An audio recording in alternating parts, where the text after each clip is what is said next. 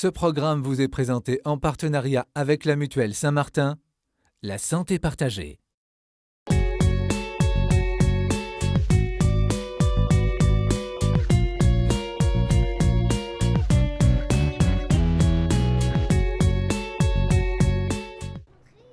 Stéphane, sa femme Suzelle et leur fille Flore, dernière d'une fratrie de 3 enfants, se rendent plusieurs fois par semaine à l'église Saint-Joseph à Reims pour entretenir les lieux ou préparer les célébrations.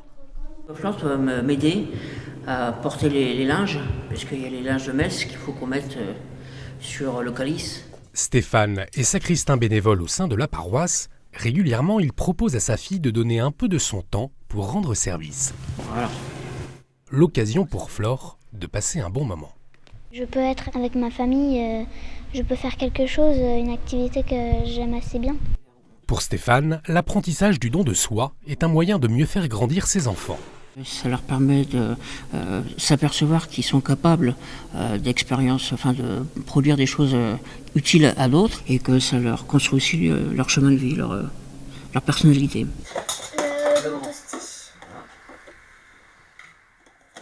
Donner, c'est le partage. C'est comme si j'avais acheté des chips. Vaut mieux que je partage au lieu de me goinfrer de ça jusqu'à la dernière miette. Donc c'est plus important de partager que de rester tout seul dans son coin.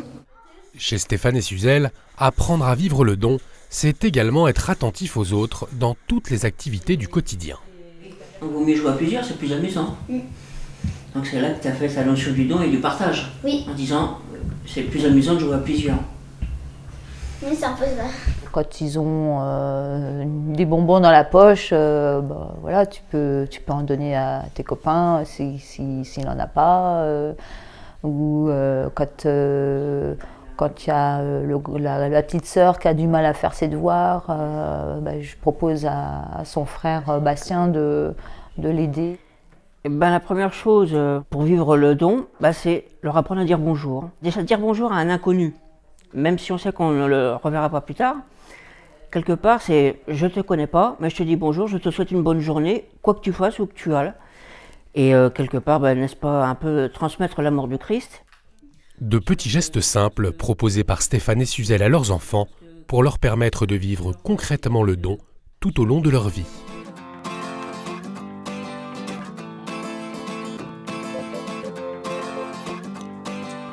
Il y a une très belle histoire que raconte un auteur indien et hindou d'ailleurs aussi, Rabindranath Tagore, qui était prix Nobel de littérature, qui disait « Je rêvais et je voyais que la vie était joie, je me réveillais et je vis que la vie était service, je servis et je vis que le service était joie ».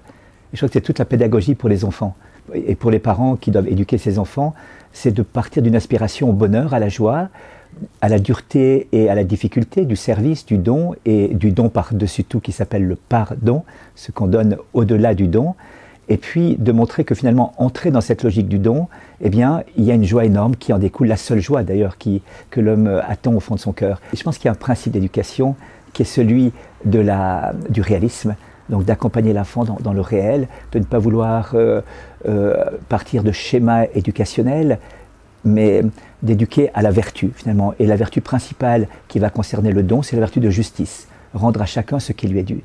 Et donc comment exercer à chaque âge cette vertu de justice?